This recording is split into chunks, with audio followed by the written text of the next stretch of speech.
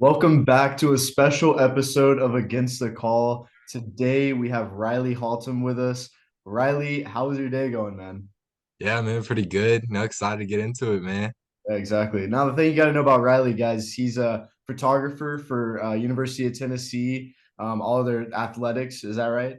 So, Not for the university itself, but for a student media organization on campus. all right, perfect, perfect. Now, do you want to just jump right in and tell us a little bit about that social media team that you work for Tennessee? Yeah, for sure. So I'm with a student organization called the Volunteer Channel. It's a student media thing where they get on there, they have all types of like produced shows. There's a studio at the bottom of the communications building, and we record, like full on newscasts. There's a sports show called Sports Mecca, a news show called Vol News. There's comedy shows that's newer. Yeah, they do all kinds of stuff down there. And the university is nice enough to give the student media organizations on campus, not just TVC, but also like the Daily Beacon, which is our newspaper, and WTK, which is the radio station. They give all those credentials for all the athletics. So I have the athletics credential for TVC. So that gives me the opportunity to go out there, take pictures for right now I'm doing football, baseball, basketball, and women's basketball. Okay, perfect, perfect. So now you mentioned the radio show. How now you've been on that, correct? Are you a big part Yeah, of that? Okay. Tell us a little yeah, bit I do about that that. all the How, time. what's that like? Yeah, it's a lot of fun. It's been something that, going into college, I knew I wanted to do sports broadcasting, and I was leaning more towards doing doing like TV and what I'm doing with TVC right now. But one of my friends, kind of like a mentor to me, Jack Foster, kind of wrote me in. He was the one that kind of wrote me into Vol News, and then he kind of once I was in Vol News, I'd been in that for a semester. He told me, "Hey, you really should try Rock Solid Sports." I started that this semester, and he said he loved it. So I was like, "Yeah, might as well." So next semester after that, I got involved, and Rock Solid's been a lot of fun. We do a show Monday, Wednesday, Friday. I'm on last semester I was on the Monday show. This semester I'm on the Wednesday and Friday show, depending on what I got going on. And yeah, it's a lot of fun. Just getting on there, talking some fall sports. It's not just fall sports. We talk, whatever we feel like that day. Whatever's going on in the sports world. But yeah, that's been a really cool opportunity, and it's a lot of fun. It's really cool guests that we get on there too. We had like Teron Davenport, who does Titans reporting for ESPN.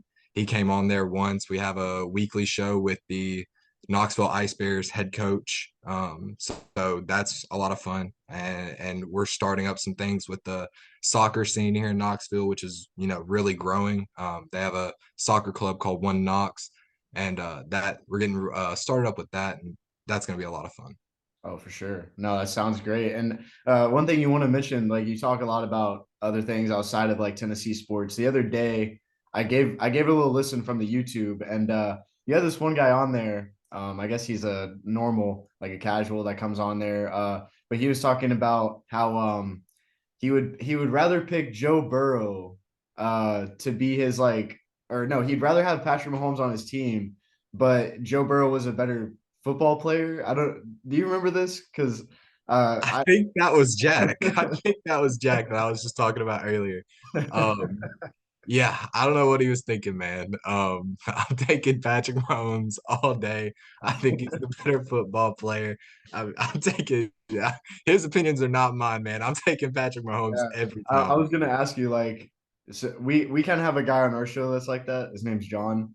But like, you need that guy, man. You need that guy to kind of say that kind of stuff. Hey, and I will say though, I for the radio station we have a podcast called Cover Four where we talk NFL, and I kind of had that. I was that guy for Cover Four because I said I would want Tyreek Hill over Justin Jefferson. And And I still stand by that. I still would that's rather have not even Tyreek that's Hill. not that much of a cold take. That like Yeah, that's I don't feel like that one's as crazy as Joe Burrow versus Patrick Mahomes, but because I feel like they're both kind of tier one guys, Justin Jefferson and Tyreek Hill. yeah. But I think you got like Patrick Mahomes and then a gap and then everybody else. Yeah, no, for sure. And then on top of that, the argument itself didn't make much sense. It was just like he's a better football player.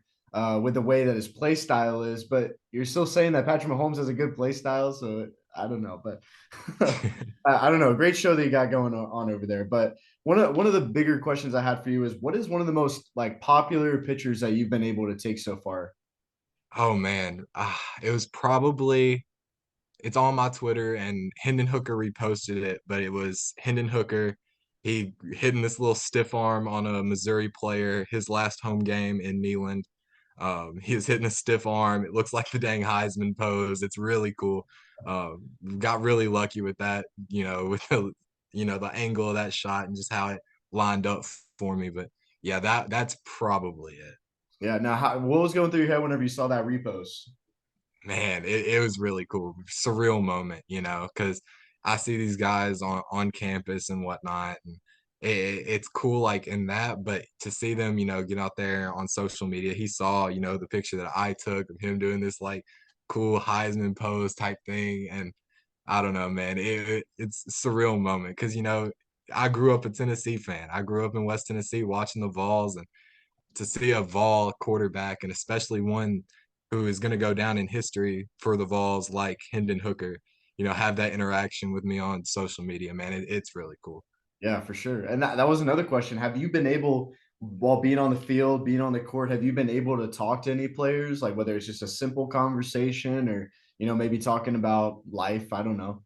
Oh yeah, there's a little story during the Lady Vols game. Jordan Horston, she comes crashing down onto the baseline after going up for some tough layup or something. She comes crashing down onto the baseline, and I basically caught her. And I was like, "You good?" And she was like, "Yeah, I'm fine, appreciate it." Got right back up and ran down the court, but yeah, there's little interactions like that all the time here on campus. I live in the athlete dorm, Stokely, and a lot of them live here, and I'll just see them elevator in the lobby.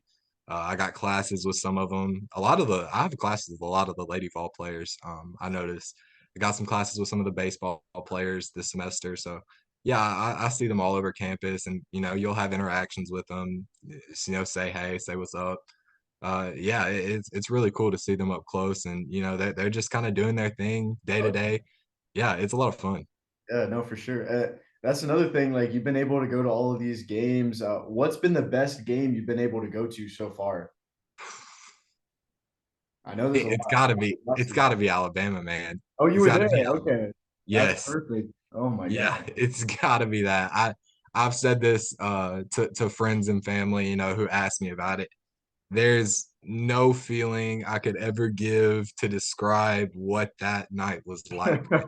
Watching Hendon Hooker go back, hit Brew McCoy on that pass, go down with like 3 seconds left, kick the field goal, that little knuckleball that just kind of spun in. Man, I the feeling in that the chart, like the whole night, the whole week, really, just all of Knoxville was charged, but that night specifically, man, you could feel it. It was electric, and that's the only word I could even possibly use to describe it. It was one of those things that I'm never gonna ever forget in my entire life.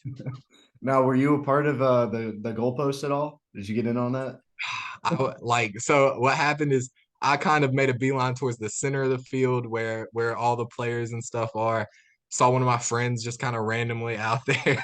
We didn't plan to meet. We just kind of ran into each other on the field. We're like, oh hey, but I was right there behind Jeremy Banks when he was lighting his cigar for the celebration, and I saw Josh Heupel, standing probably the distance from me to the edge of my room, and that was really cool.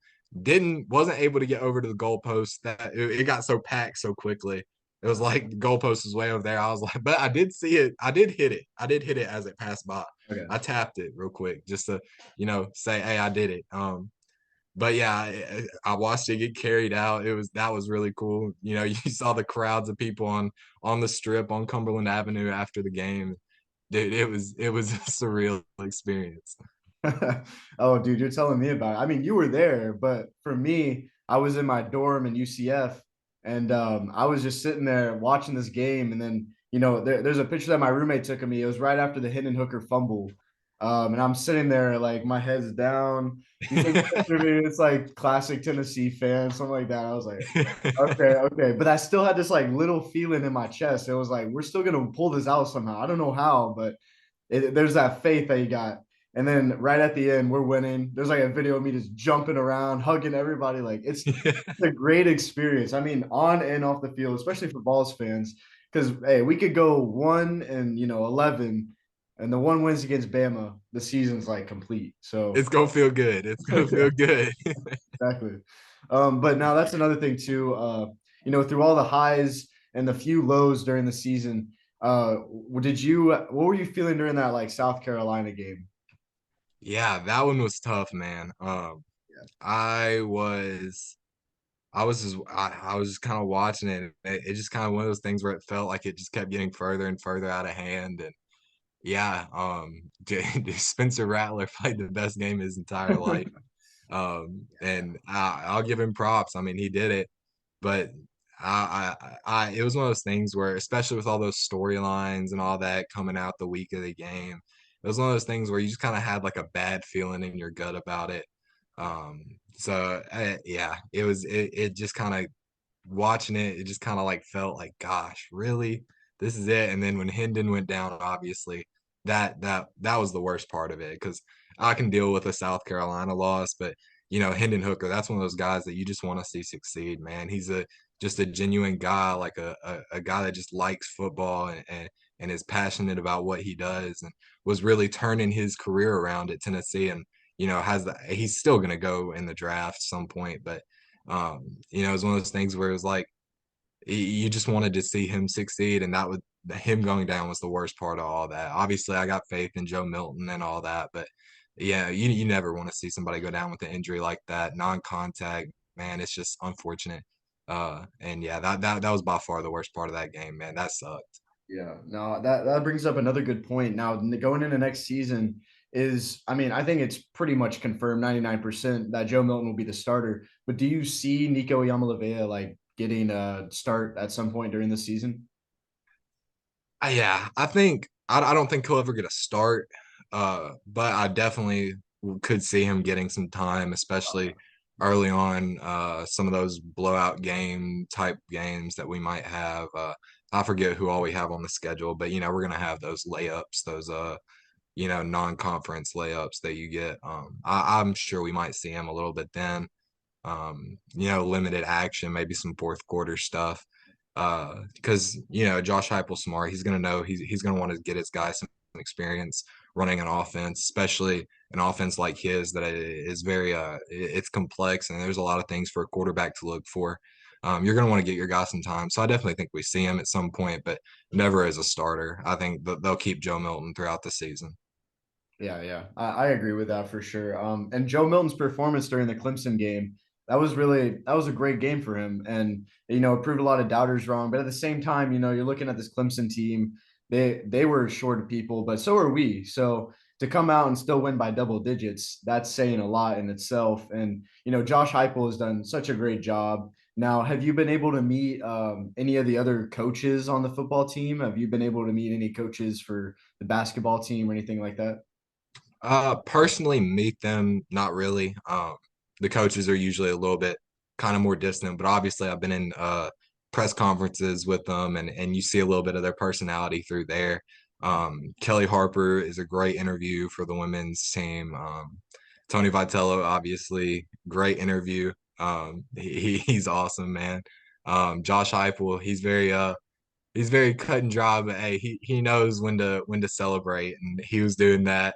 For Alabama, for some of those bigger wins. Josh Heupel knows how Tennessee gets down. He knows how big a game like Alabama was, and he was like, "Yeah, it's time for us to celebrate. Let these guys celebrate."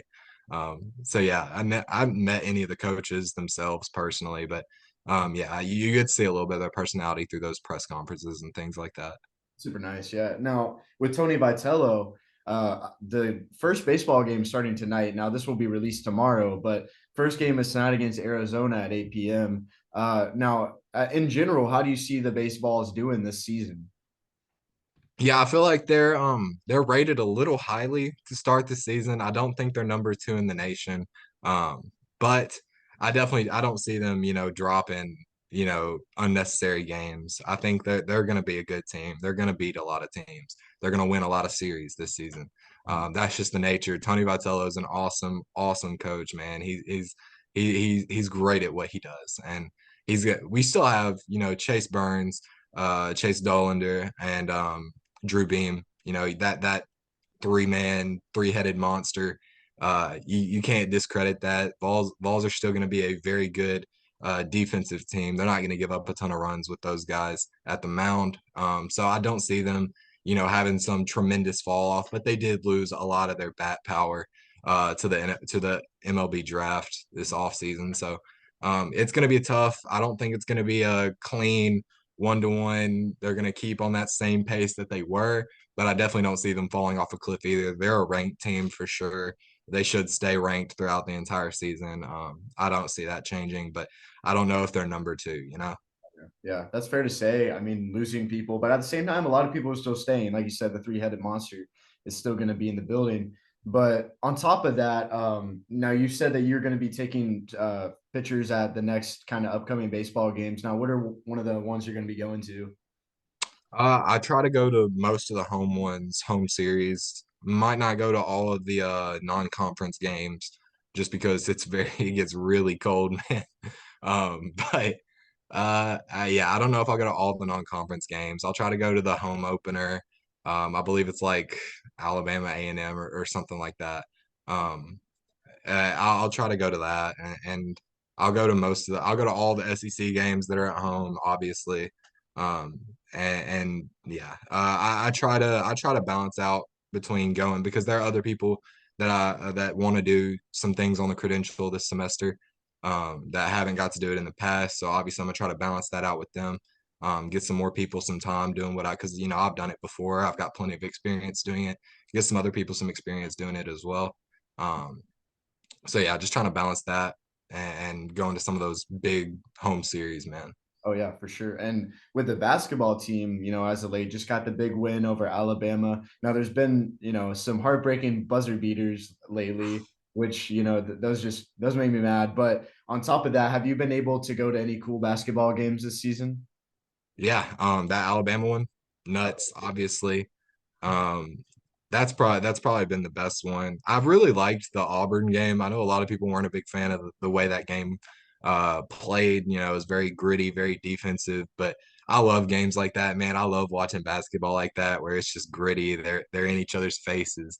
And that's certainly what that game was. And then obviously Alabama, that game, super physical, super gritty, lots of insane performances there. Jemai Meshack having probably the best 0 point game I've ever seen. Yeah, that was nuts.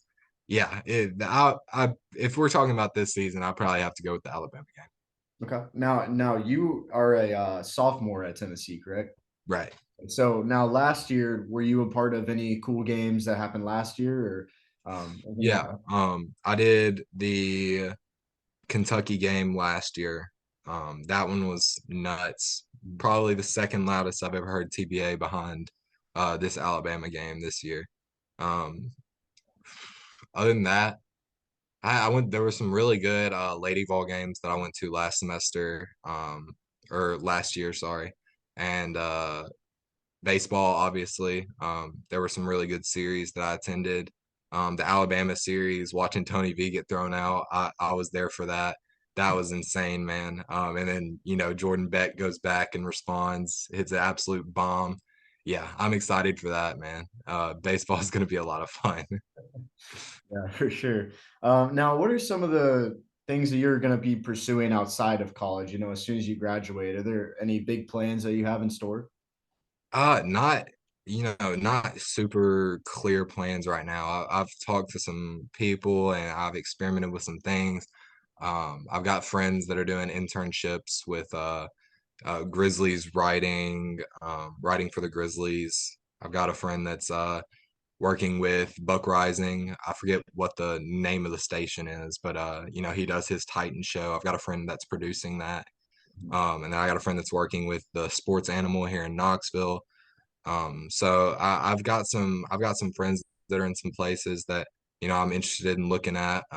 and obviously there are things outside of that. Jack, the guy I was talking about earlier, he's working with Omaha Productions, which is Peyton Manning's production company, and maybe looking at working with that because they do internships every summer and winter time, kind of in that time frame.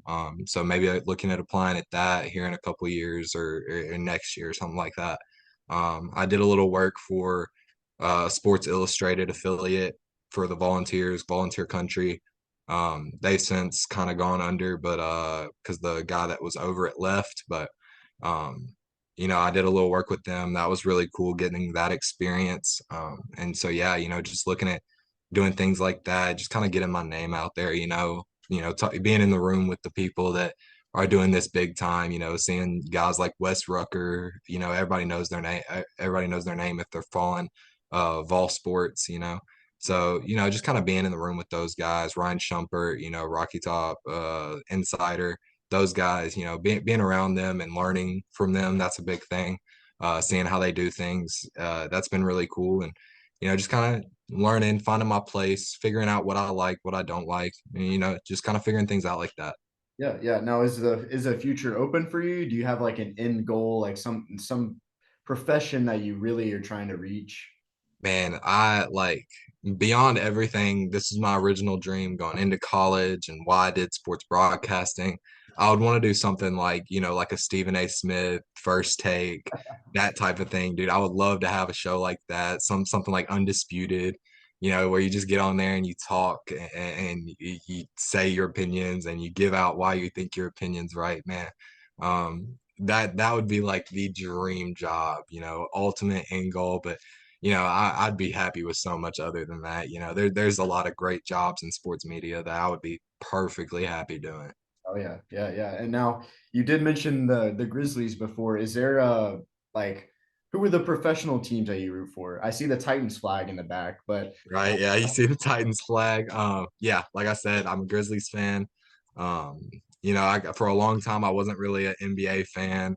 I was just kind of following players. Dame's my favorite player in the NBA. So for a while, I was just kind of following him. Obviously I'm following LeBron. I like LeBron, but recently the Grizzlies have kind of like, especially being around my boy Bryson. He's the one that works with the Grizzlies, and he's a huge Grizzlies fan. He kind of roped me in and got me more focused in on a team. He's like, "You need to pick a team." I was like, "All right, we'll go with the Grizzlies." And I picked a good time to jump on the yeah, Grizzlies I know you picked bandwagon. a great song. Great song. Yeah, yeah. So seeing like John Morant, he's quickly rose up my list of favorite players. I love Ja, watching him play.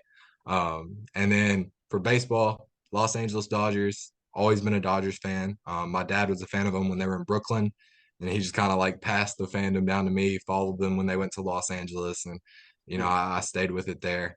So big Dodgers fan, big Grizzlies fan, Titans fan. Other than that, I don't follow many other professional sports other than that. For WNBA, I follow the Aces, another one that my friend Bryson kind of got me into because he has some family that works with the Aces. So said I'll follow the Aces as well. So yeah, lots of really good professional sports going on right now, man. Just hoping the Titans get it figured out. Yeah, now do you think Ryan Tannehill is leaving? You think he's about to get out of there? There's talks about him going to the Jets, so Here's what I've said my dream scenario is, I think the Titans are at a point, they're at like a crossroads. They need to find the guy of the future because obviously Tannehill is not going to be the guy to uplift the team up to that next level where you're competing with the Burrows, the Herberts, Trevor Lawrence, even, and obviously Mahomes. I just don't think Ryan Tannehill's that guy. He's never going to be that guy that's going to compete with those guys on that level. So I think it's time the Titans need to look for the guy of the future. And there's some good quarterback classes coming up. And in this class, I mean, I think there's a great chance that a guy like Anthony Richardson or something like that falls to the Titans, who, not a complete project, but is definitely somebody that has a ton of upside. I think if you end up with like Anthony Richardson, you keep Tannehill on for a couple more years, let Richardson grow, develop behind him, and then see what you got with him. And it's a tough situation that they're in because they've got a really good defense built and offense that is just kind of in shambles. But there are a lot of directions they could go. You know, you keep Tannehill, draft offensive lineman, Paris Johnson Jr. or something out of Ohio State. You know, that would be really good for them. You know, they need some help on that offensive line, especially at left tackle if they let Taylor Lewan go. So there's a lot of directions they could go. Tannehill, though, I just don't think Not he's a the fan. guy. Not a fan of him, or I'm not. It's not that I'm not a fan. I just don't think he's the guy that's gonna uplift them to that next level. I don't think he's ever gonna take the Titans to a Super Bowl. You know, yeah, no, so yeah. until they get a guy like that, I'm still in the search for a quarterback. Are you not on the Malik Willis train at all? That you're talking about? Man, I'll say I stuck on the Willis train longer than most did. I was on that train for a while, and I still think it's early to give up on him. You look at how Jordan Love looked in some of his first games. Jordan Love looked awful, and then in relief of Aaron Rodgers this season, he looked pretty good. So I'm not, just like give up on him entirely yet. But I don't think from what he's shown so far that you can just go on without saying the quarterback position needs to be addressed. At the very least, get him some competition. You know, there's not enough there right now for the Titans to move forward comfortably with him. So yeah, if there's a great quarterback that falls to you at 11, maybe you grab him then, a CJ Stroud, Anthony Richardson. If you get one of those two, I think you jump on it. But otherwise, yeah, you still got something to build on with him. But yeah, I don't think he's shown you enough yet to stick with him. So speaking of all of that, one name that you didn't mention was Josh Dobbs. Now is that a person that you could see, starting next season possibly? Are you not on the full Josh Dobbs on the Titans bandwagon at all? Man, I do love Josh Dobbs. And I think he played pretty well in the games that he started for the Titans. And beyond, he plays a great game front to back. Besides like 3 plays where he just makes stupid, boneheaded mistakes that really, really hurt.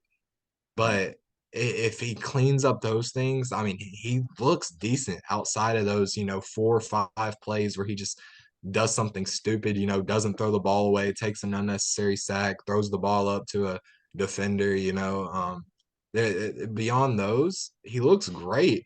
It's just those weird 3 or 4 plays where it's like, what are you doing, dude? And I will say he did not fumble that ball. That was a forward pass.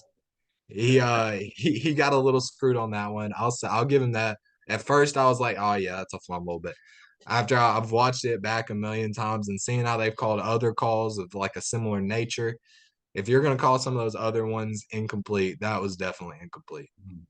Yeah. Script writers wanted the Jags to go. That's what I'm saying, man. They wanted the Jags in there, and hey, they got a good game out of it. That crazy 4 interception game, or what was it that Trevor Lawrence threw? That was an insane game. But hey, they got it done. Yeah, and Jags are gonna be tough for the Titans to get around the next couple seasons. Yeah, no, I will say like that division is going to be for the Jags to lose. Like they'll be at the top, like especially with how the Colts and the Texans are. The Titans, though, you mentioned like offensive linemen maybe getting a quarterback. How do you feel about the wide receiver situation? Because I feel like that's a big issue that they should address as well. Especially losing AJ Brown, like that was what hurt them the most. I think if they had AJ Brown this season, they would have beat the Jags, obviously. Yeah, there's a lot there to unpack. I feel like, especially in this draft, receivers a little bit deeper than your premier offensive lineman. I feel like offensive line is a bigger immediate need for the Titans because you just had the worst offensive tackle in the NFL last season. Statistically, the worst offensive tackle in the NFL in Dennis Daly. Taylor Lewan's coming back. He's old, probably a cap casualty, so you're not going to have him. You need somebody to hold down that left side. Um, so that's why I think offensive line is probably the best direction for them to go, whether it's Peter Skoronski if he falls to him, or if it's Paris Johnson Jr., who played left tackle for Ohio State last season and was phenomenal. There's a lot of directions they could go. I do think offensive line is probably the best one, though. Obviously, if they want to go for a receiver, if Quentin Johnston's there, you really feel like he's that guy. Then you could go for Quentin Johnston. He's going to be great in this league, I think. I like Quentin Johnston a lot. but you've got to address the offensive line at some point, man. Because it's a big issue for them. Yeah, yeah, no, for sure. Um, so Riley, before we go, there's a lot of our listeners, I think, I don't know, maybe like 89% of listeners are from Florida. And a lot of them are big Gators fans, you could say. So before we go, what is your like closing words to all the Gators fans listening? Man, all right. Y'all are gonna be tough, and that's the nature of Florida when they play Tennessee. Y'all are gonna be tough every time, but just remember, man, them Vols are not going away. The Vols are going to beat the Gators. Triple crown, man. They're taking it. All right, I love to hear that, Riley. Man, thank you so much for joining us. It's been fun. We're definitely going to have you back on in the future, especially as a baseball season, starts heating up and things like that. But Riley, just thank you so much. And any last words? Yeah, man. Hey, it was a lot of fun. I definitely enjoyed it. Hope to be back on, man. It's a ton of fun talking with you about the Vols, and everything else, obviously Titans, whatever else. So yeah, a ton of fun. Hope to be back for baseball season. It's gonna be a fun season for them. And yeah, just appreciate you having me on. Yeah, of course. I think in the future, what we could do is we could get me, you, and two other Gators fans on, and we could talk about Oh things. man, that'd be fun. That'd be fun. For sure. But all right, Riley, we'll catch you in the next one, man. Thanks for joining. For sure, man.